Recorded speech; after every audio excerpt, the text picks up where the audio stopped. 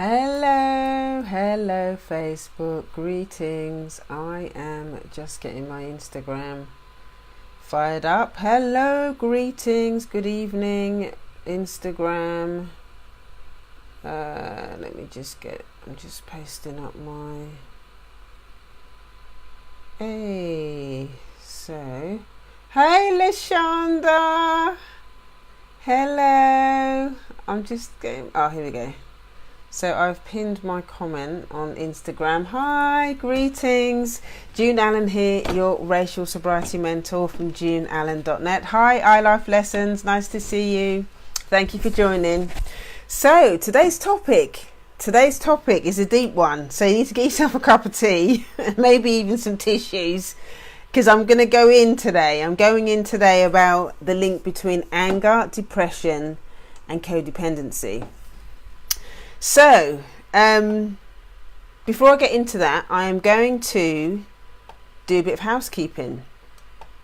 So, the first thing that's happening is this Saturday, I am hosting a live online workshop where I'm going to be talking specifically about the link between racism and addiction. Sorry, not racism, addiction, racism and codependency. But codependency is a form of addiction, but specifically about codependency. Codependency is all about people pleasing, self-abandonment, all that kind of stuff.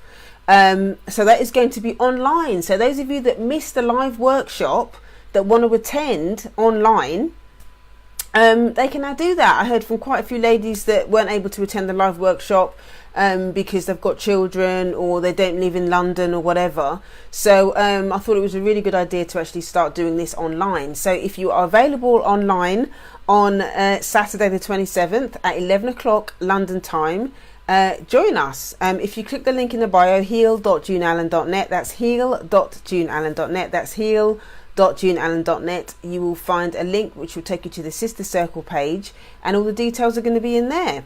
As well as talking about the whole thing around codependency and racism, it's actually anchored by one of Bell Hooks' books, Sisters of the Yam. Have I got it here?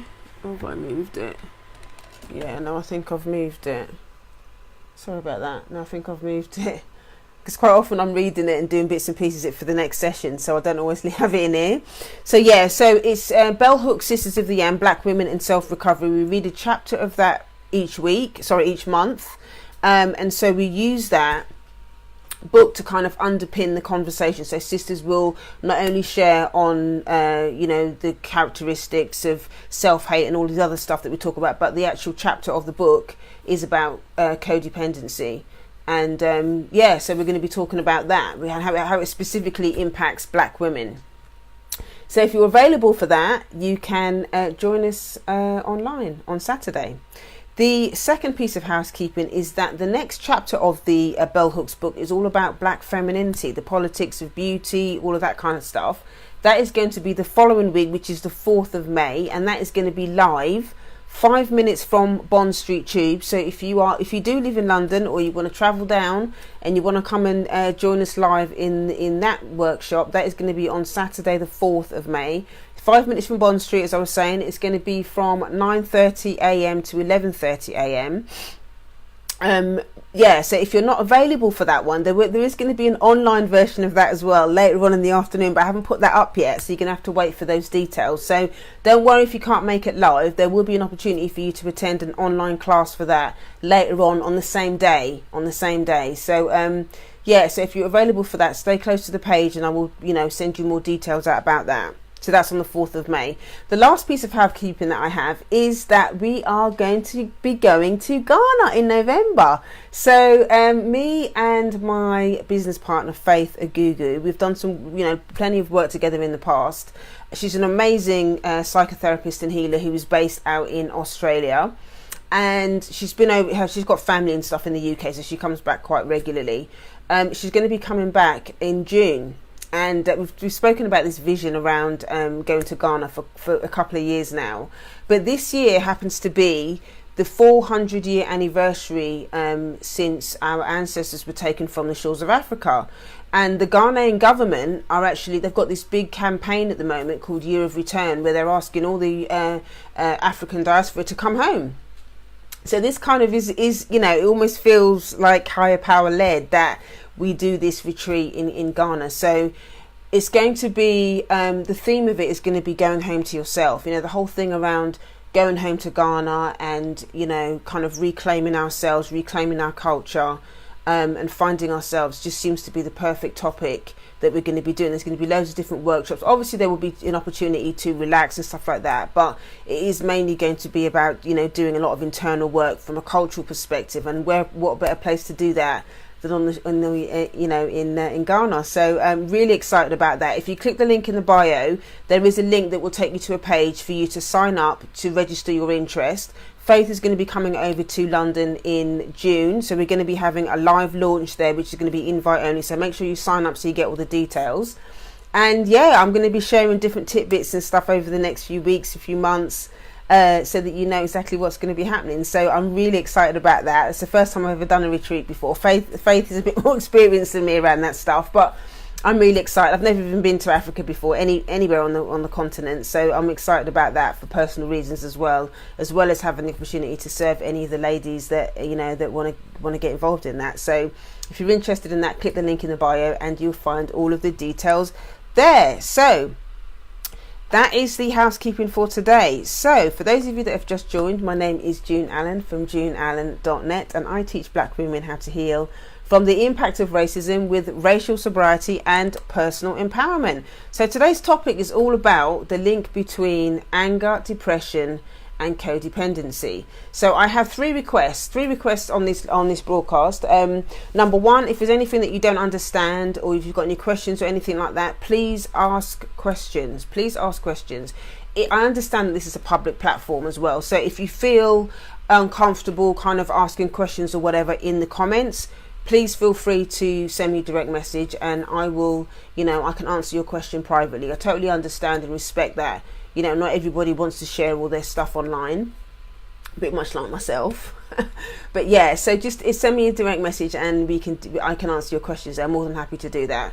Number two, if you know somebody who's going to benefit from this topic, if you know somebody who's struggling with this topic, who's struggling with anger, depression or codependency, and what is looking for tools and trying to unpick it, understand it, share it with them, tag them, send it to them in a private message so they get the opportunity to also learn some of the stuff, because I'm going to be sharing a lot of my own personal experience around this stuff as well, which is so I hope that's going to be really helpful. And the third thing is, obviously, if there's stuff that I share that you find helpful, that's added value, that's helped you understand a lot of your own process around this stuff, then obviously drop that in the comments as well, or send me a direct message. If you don't feel comfortable dropping it in the comments, send me a direct message as well, because it's important for me to understand that what I'm sharing is helpful. It's helpful to you and it's adding value to you and it's helping you to understand a lot of your own struggles and processes around this stuff. So those are the three requests that I have for anybody that's watching this broadcast, whether you're watching live or on the replay. I'd really appreciate you doing that. So for those of you that don't know about my own personal story, I came into recovery from codependency, addiction to self-hate, dysfunctional relationships back in 2009. Now I actually went into recovery, 12-step recovery, from addiction, not substances but behaviors. So codependency and dysfunctional relationships and self-hate. I didn't know how to have good relationships, healthy relationships with myself or other people, and I just found myself in so many relationships that were very addictive, very dysfunctional. Some of them were abusive, most of them were abusive actually. I realised that the common denominator in all of these situations was me. And so I decided to go and do this work because I needed to find out, what was going on for me and how to actually deal with this situation. Hi, MKD8599, thanks for joining. It was important for me to unpick this stuff, and I went through the 12-step recovery process, which was amazing, but what was missing was the cultural context. I didn't understand how racism had impacted me, how my codependency and my dysfunctional relationships were all as a result of my ancestors leaving the plantations with so much trauma and not healing from it, and it just got recycled back through my family. So after going through the recovery process and starting to unpick a lot of this stuff. I read loads of books. I've been in therapy myself since 2009. I've also done some training as a therapist, which is ongoing. Just I don't know, just the stuff that I feel like my ancestors have shown me, as part of this journey. I just started feeling a lot more confident as a black woman. I was a much better parent from doing this work and kind of understanding not just the external part of it, but also the internal part of it as well. So it's not just the external part, what's happening, what's going on with, living under the system of racism, but also how it impacted me as a person, how it impacted, my relationships. And I was just able to join the dots between all of those things. So the more I learned and understood and went through my own healing process, it's important for me to share a lot of this stuff. I started talking to a lot more other black people in recovery that were going through the similar things, and they were so relieved to be able to have these types of conversations. So the more I shared about it, the more people wanted to know, more people started contacting me about this stuff. So it's just become, and I just thought the more I shared about it, the more I just thought, I need to start sharing this more publicly, because I know that there are lots of other black people that need to hear this stuff. I just, the more I kind of, initially I was sort of like, I don't want to, just the idea of doing this publicly was just excruciating, to be honest. But I just felt like this is something that my ancestors were not going to let me off the hook with it. So I just got the support around doing it, and I have I have an amazing network around me now to help me do this stuff and sort of just show up. So I feel very, very grateful to be in a position to be able to share this stuff and to help other people, to empower other women, other black women, to be able to do this work and show up in the world. So really excited about I love what I do, really excited about what I do, and so I'm hoping that this stuff that I share is really beneficial to you and gives you the opportunity to really show up for yourself and your relationships as well. So that's a little bit about me, if you don't know my story.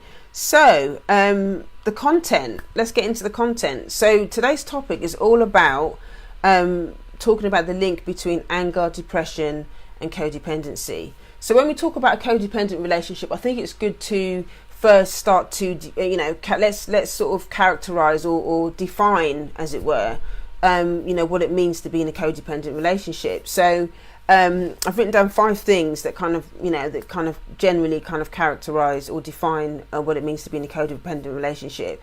Generally it's going to be one-sided. One person seems to be excessively giving all the time, and the other person tends to be taking. It's very common for codependents to quite often link up with narcissists, actually, because narcissists are all about themselves and needing a supply of externalizing their own self-worth. So quite often, the codependent that kind of is, their pattern is self-abandonment and excessive giving. They often get linked up with somebody who's narcissistic that needs that person to give them, so they get so that it almost becomes like a magnet. So codependents and narcissists tend to, so if you've been in a lot of narcissistic relationships, now you kind of understand how that kind of dynamic tends to work together like a magnet.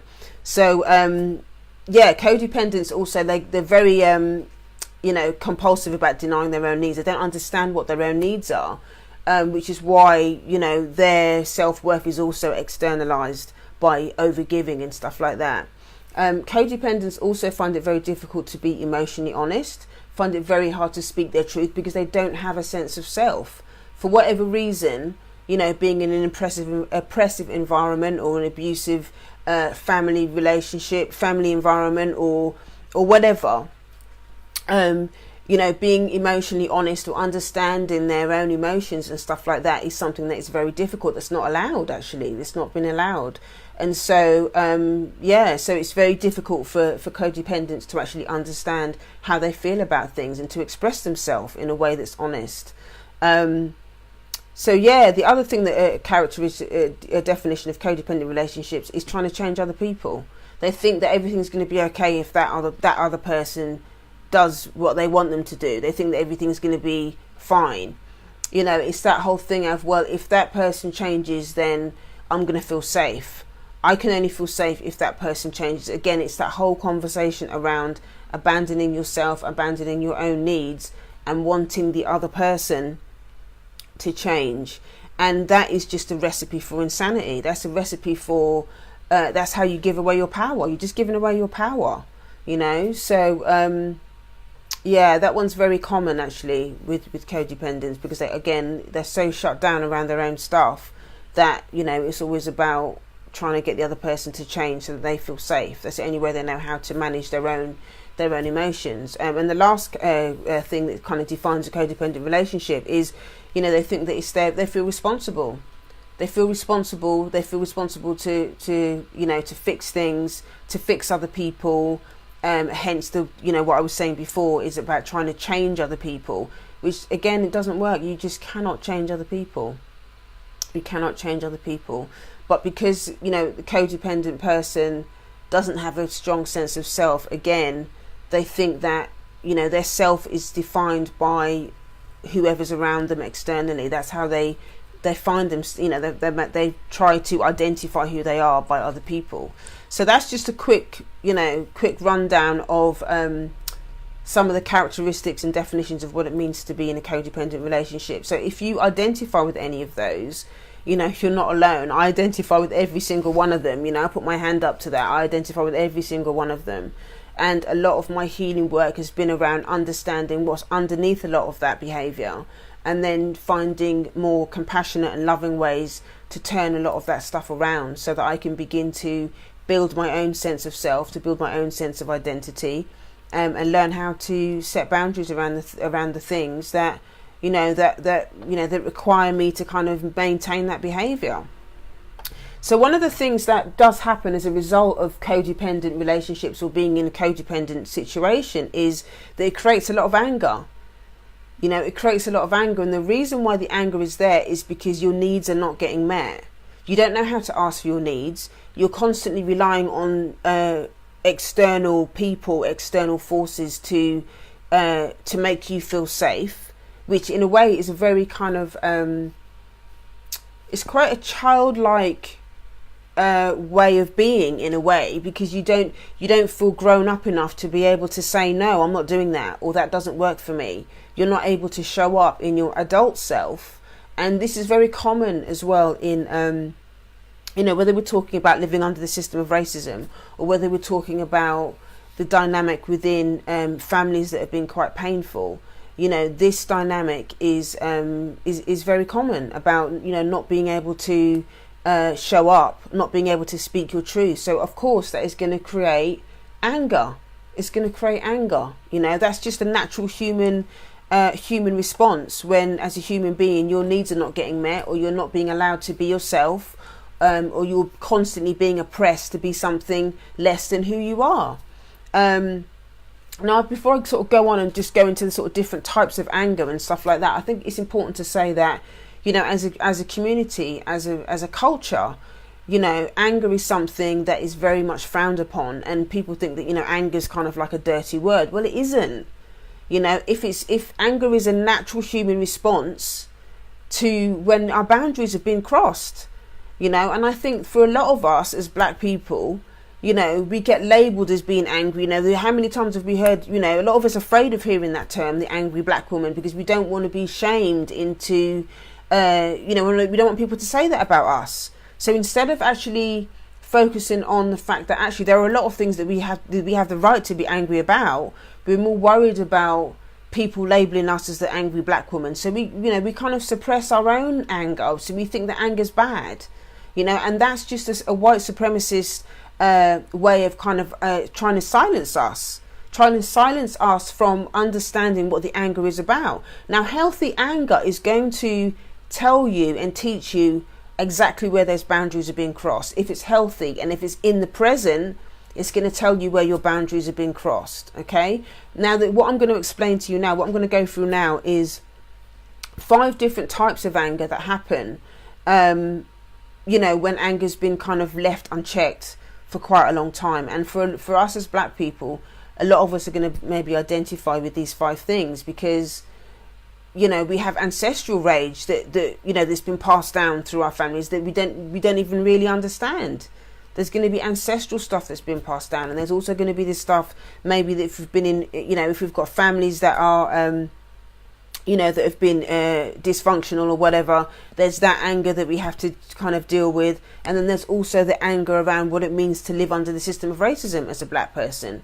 These are all areas where our boundaries have been violated at some level, and our humanity has been impacted. Our humanity has been denied, through these different things. So it's really important for us to understand our anger and give ourselves permission to explore our anger, so that we can begin to find healthier ways to begin to understand it and process it, and not demonize the fact that anger is a natural emotion for us to explore.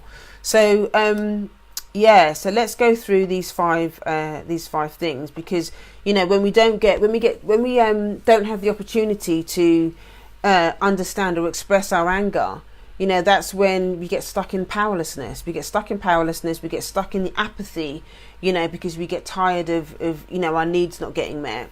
And the rage, So the first type of anger is rage, basically. That's when we know that the anger is just built up. It's like a pressure cooker is built up inside us.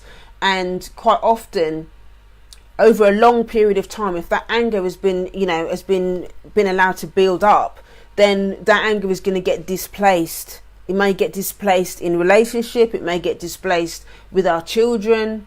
It may get displaced at work. A lot of times when we're in that rage, it's probably it's not the thing that we think that we're angry about. There's quite often, for us as black people, we've got so many different ways where our boundaries are being violated on so many different levels, so many different layers.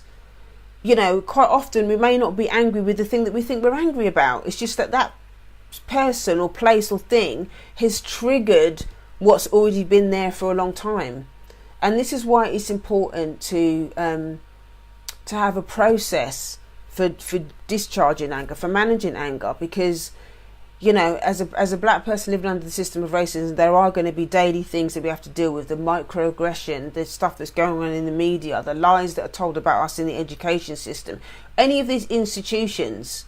Even on looking on social media, you can see all the different abusive things that happen to us, or every single day. I don't think there's a day that goes past that I go on social media and I don't see some sort of abusive, racist abusive thing that happens. Or there's some story that comes out or whatever. There's always something, and that is going to have an impact on us. So rage is one of the ways that a lot of us deal with it, because we don't know how to manage it. So it just blows up like a pressure cooker. The second thing that it comes out, I will go through some tools and stuff how to deal with each one, but I'm just going to run through the 5 types first.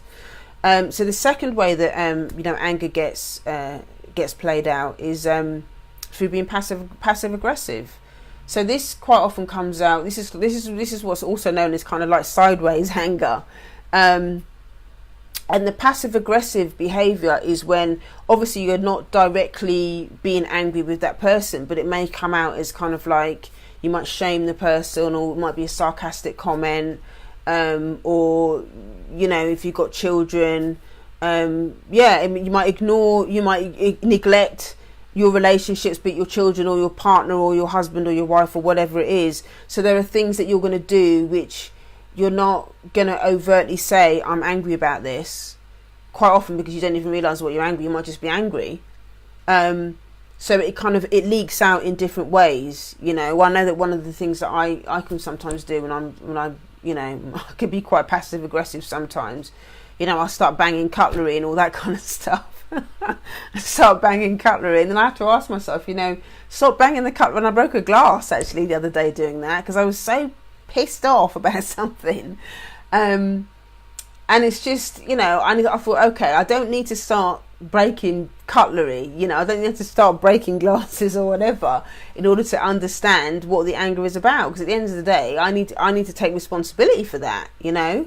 So it's about being honest with myself about, yes, I'm angry now, why am I angry? You know, what's underneath? Am I angry about what I think I'm angry about, or is there something else going on underneath?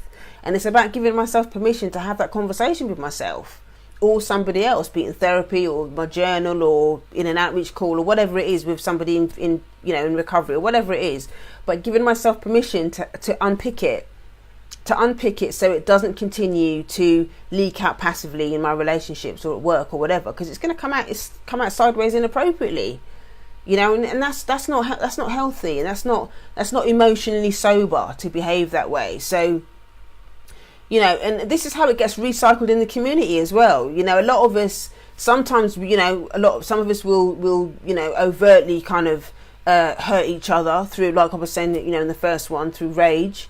You know, but for a lot of us, we don't physically want to hurt someone. We might do it passively, and that could be, you know, being rude to another black person, you know, when we go out in the shop or whatever, or it could be, you know, a family member or our children or whatever. But it's about really understanding what our anger is about, and understanding that, you know, our anger is layered, and if we don't have an outlet to be able to process our anger in a safe way, you know, it's going to leak out. It's just being honest about the fact that it is going to leak out if you don't really take responsibility for what's happening and what's going on. So the third thing is avoidance. So you feel angry, and especially if you're in an environment where anger is not allowed, like a lot of us in you know, a lot of us as black people, as black women, we're not, you know, anger is not allowed, so we just minimize it. Oh, I'm not really that angry. You know, maybe I'll just, you know, stuff it down or whatever. So we just go into avoidance. We just don't think that it's that important. And also a lot of times, because if we think that nothing's going to be done about it, if we say anything, that's an even more reason why we don't say anything. It's even more reason why we don't say anything, because we just think, well, it's a waste of time, so I might as well just swallow it. I might as well just swallow the anger, because nothing's going to happen anyway. But then what happens as a result of that is number 4, which is we internalize it.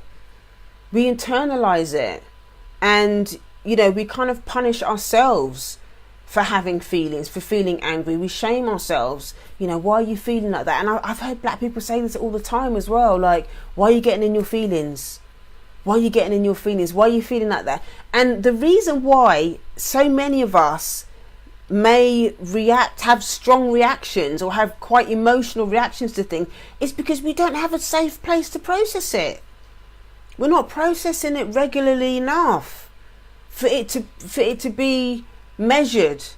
So when something happens that upsets us, that's why a lot of us blow up, because we're not processing this stuff in a measured way, in a loving way, in a compassionate environment. And a lot of times we don't feel heard. So we internalize it, we swallow it, we punish ourselves. And quite often this is how addictions start to manifest, because we've stuffed down so much of that stuff. So instead of having a conversation about it, or talking to somebody, or having somebody understand what we're saying, you know, we go and get a bag of chips, we start eating, or we might have a spliff, or we might go and have a drink, or whatever it is. We might go and, we find ways to self-soothe that are dysfunctional, that are not healthy for us, because we don't have the space to be able to have these conversations about our anger. And this is one of the reasons why, you know, doing the sister circle and stuff is so important, because this is a space where people get to have these honest conversations. You know, there's been a few times in the sister circle where, you know, women have got angry, not got taken their anger out on each other, but it becomes a safe space to own their anger. And there's been tears. There've been women that have cried in that room because they've been given a space to be able to say how angry they are, and then to release it through their tears, and to also understand that they're not going to be judged for feeling angry, and they're not going to be judged for shedding tears around their anger, because a lot of times what's underneath a lot of that anger is grief and sadness and upset and things that you're just not allowed to share.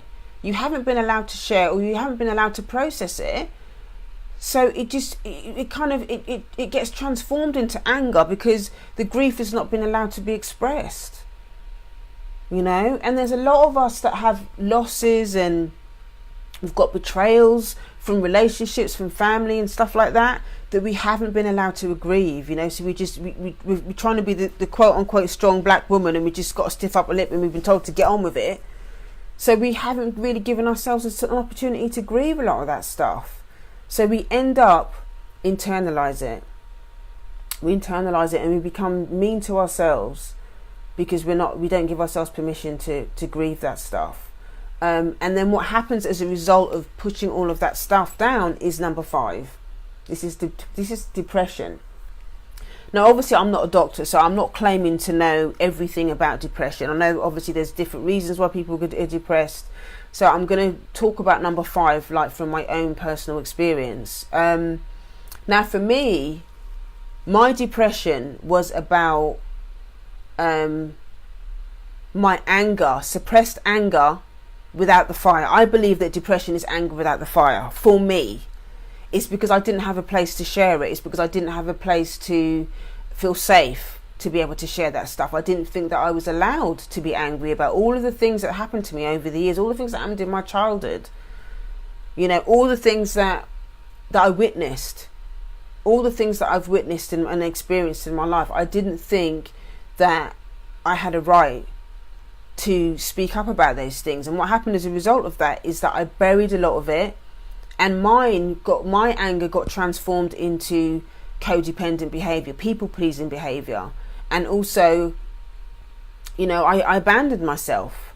And I just became depressed because I was just not seen. I didn't think I was allowed to be in the world. I didn't think I was allowed to honor my humanity, because every time I did do that, something negative happened. Either somebody was trying to shame me, or I got beaten, or I learned from a child that it wasn't safe for me to be myself.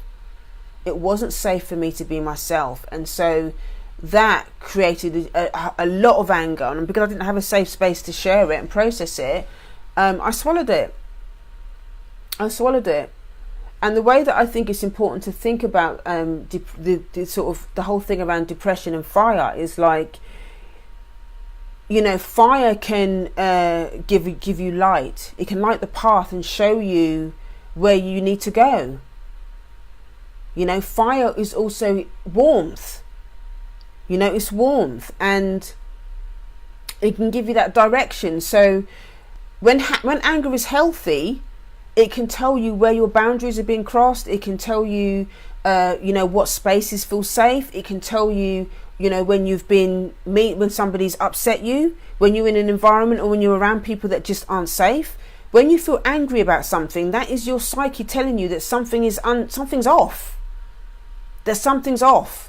You know, in the past, whenever I got angry, I would just go on in my head. I was like, oh no, you can't, don't be angry, don't be angry. And I would just stuff it down.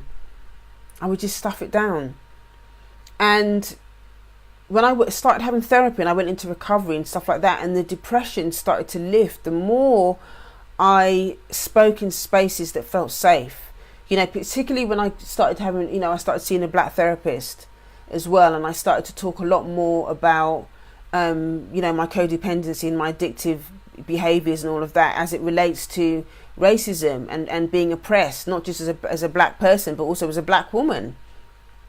You know, I don't tend to talk as much about the sexism conversation because, you know, as far as I'm concerned, you know, racial abuse trumps being a woman. So that's the type of thing that I tend to, you know, that's I'm black first at the end of the day, and I'm more likely to get abused for being a black person than I am for being a woman. So I tend to focus more on that. But yeah, so just as what I was saying before about the thing about anger and depression and fire, anger and fire, you know, left unchecked, fire is going to destroy. It's going to destroy. It's going to consume. If you put your hand in the fire, it's going to burn you. You know, it's going to cause long-term pain, and it's going to wipe everything out. It's going to wipe everything out. So you need that fire. It's about reigniting that fire, finding a safe space to ignite that fire that's underneath all the depression, so that you can begin, so that you can begin to light the path It can begin to light the path for you and help and show you and help you to understand, what are the things in your life that have kept you small? What are the things that are underneath that depression? What are the things that are causing the sadness?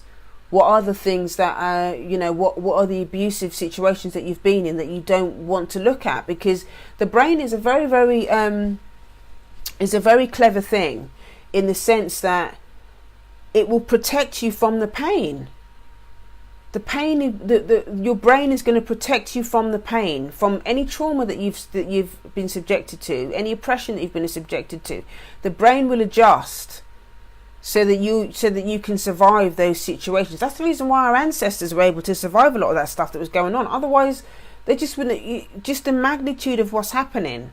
And I think even today, a lot of us as black people, the only reason we were able to survive living under the system of racism is because we've had to kind of close ourselves off and shut ourselves down to a certain degree in order to survive living under the system.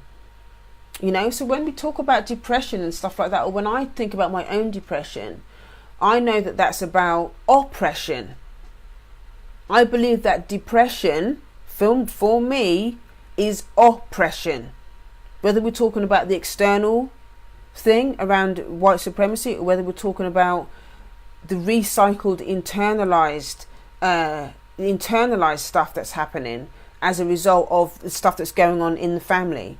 That stuff is I think it's important not to minimize that stuff. It's important not to minimize that stuff, because so many of us, and it's so common, I hear the depression conversation comes up all the time, with black people. And I think that a lot of us, don't always want to look at the fact that, depression is linked to racism, and it is linked to, what's gone on in our families.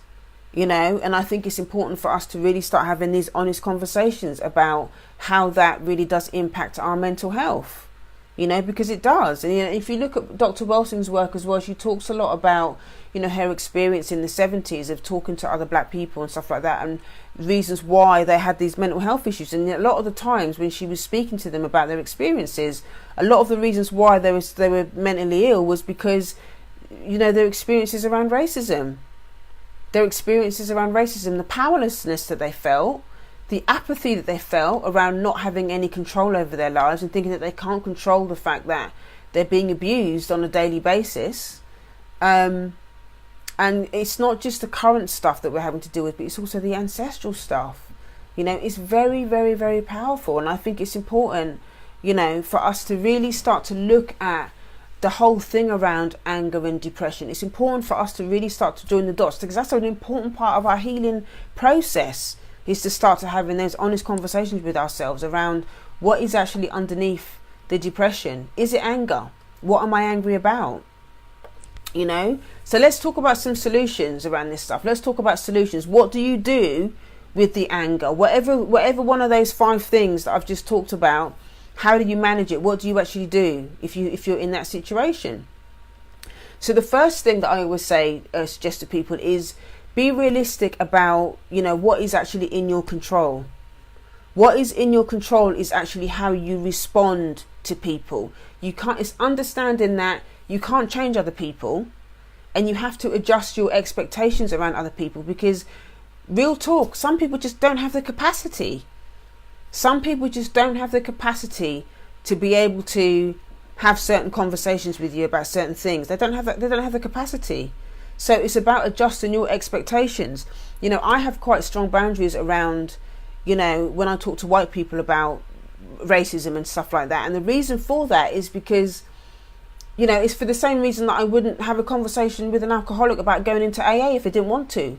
Because at the end of the day, the majority of white people are not doing this work. And 9 times out of 10, what happens is when you try and have a conversation with white people about racism and stuff like that, it becomes about them. They get triggered. It triggers shame, or it triggers their own anxiety around it, or whatever. And it all becomes about them. And then your experience gets buried under their white fragility. And I've seen it happen time and time and time again. And it's what I like to call racial codependency. the white experience then becomes the center of the conversation, and your experiences gets thrown out the window because it then becomes about them. And well, don't upset white people and all the rest of it. We are under no obligation to babysit white people's feelings around this stuff. At the end of the day, why is it that we have to babysit white people's feelings when they're part of the system that's oppressing us? That's the reason why I can't have these conversations. I mean, it's no disrespect, but I choose not to have these conversations because it's just frustrating. It's infuriating. It's frustrating. It's infuriating. So I won't have those conversations. My conversations are about empowering us as a community, black people, to start being compassionate about our own experience. It's about our own experience. And if we're not looking at what white people are doing and focusing on what's going on in our families and stuff like that, it's also about understanding that there are so many of us in the community that are traumatized. They've got their own traumatized, and that's not kind of excusing their behavior or excusing the fact that they're not able to hear you. That's just the reality. A lot of us as black people are traumatized by people that look like us. They're traumatized by people that look like us. Racism has been recycled within our families, and so we find it really difficult to connect to each other. And because they're in our families, we still think that, especially if we're going through our own healing process, we've got to remember that they're not where we are. It doesn't mean that you're better than them. You're just in a different place. So it's about understanding that certain family members are not going to have the capacity to hear you. And that's their own survival mechanisms kicking in place. In order for them to hear you and your story and your pain and understand your anger and whatnot, they have to look at their own. They have to be willing to look at their own experience and look at their own trauma. And a lot of them times they just don't have the capacity to do that. They don't have the capacity to do that, and they're not ready to do it, especially if they don't have their own network. So the safest thing to do, the most compassionate thing to do is quite often is to find another safe space to be able to process that stuff for you, whether it's with a therapist or whether it's in recovery or whether you're going to come to the book club, come to the sister circle and process that stuff. Go to click the link in the bio, go to heal.juneallen.net. That's heal.juneallen.net. That's heal.juneallen.net if you're interested in joining the sister circle where you can talk to other sisters and sit with other sisters that are doing this work. It's about, you've got to manage your expectations around people that don't have the listening. And that is one of the hardest things to do, is to let go of those expectations, because of course you want your family members to understand you. Of course you want your mum to hear you. Of course you want your dad to hear you. But the reality is they don't have the capacity a lot of times. And you're going to do yourself so much more harm by trying to hammer away at trying to get family members to hear your pain when they don't have the capacity to hear it. The most loving thing you can do for yourself and them is to find another safe space to be able to do it. And you'll find that you'll be able to have a much more sober relationship with them because you're getting your needs met elsewhere. Somewhere that's going to be able to hear you, somewhere that's going to be compassionate to what's going on for you. That is a much more of a sober way of doing it. So that is so managing your expectations is really important. The other thing around anger and stuff like that is you've got to find a safe space to discharge regularly. Discharge your anger regularly in a safe way. This is one of the racial wellness, one of the 3 racial wellness principles that I teach, my students, that it's important to discharge your anger regularly. And what I mean by that is, if you're in the space of rage, then go to the gym. Or, one of the things that I tend to do is I'll go in the bedroom, I'll close the door, make sure the cat is not in there, whatever. Don't do it if you've got young children. But I'll go in my bedroom and I'll just beat the bed, beat the pillows and get that stuff out. Cuss, whatever you need to do, and just get that stuff out. Anger is energy as well. So it's about releasing the energy out of your body. So if you're in that place of rage, then you have to release that stuff out of your body. So it doesn't stay stuck. It's not going around in your head, in your psyche. It's really important. If you're in that place where your anger is more passive, where you've internalized it, then, it's important to really start to explore what your anger is about. And you can do a lot of that more through journaling and stuff like that.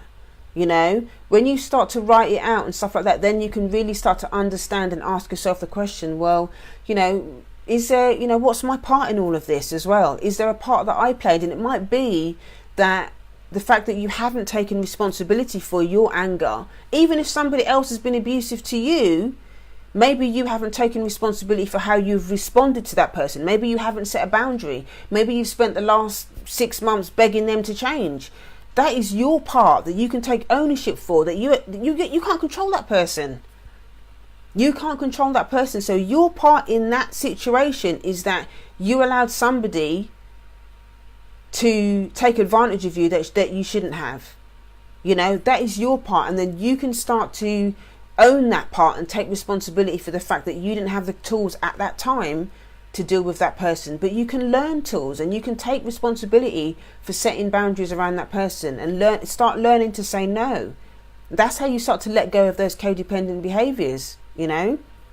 And also the whole thing around, you know, the internalization and stuff like that. If you're around other people that are doing this work, if you have a mirror, if you have somebody that's mirroring what it means to be healthy and teaching you how to discharge your anger in a really healthy way, you know, that is going to really help you to learn how to get in touch with your own humanity. You know, that's really, really important for you to be able to do it, to have a mirror, to be around other people doing this work. I see the relief that just drips off people's faces when they come to the sister circle and they start talking about this stuff and they start hearing other people that are sharing similar stories, and they don't feel so alone, they don't feel so isolated, they don't feel ashamed of who they are and how they feel because other people are allowing themselves to get vulnerable. You know, a lot of the ladies that come to the circle have been, you know, they become regulars because it becomes a regular place for them to be able to share their truth and to be able to offload in a place that feels safe for them, you know. So that is really important.